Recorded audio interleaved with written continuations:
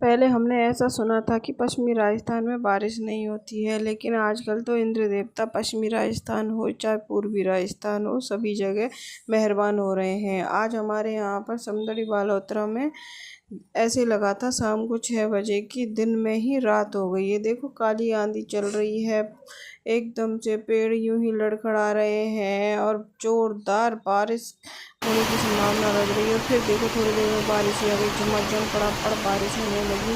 लगा कि आज तो बह ही जाएंगे। हम तो बस डरते डरते बचे और बारिश इतनी तेज आई कि बस यही लग रहा है कि पंजाब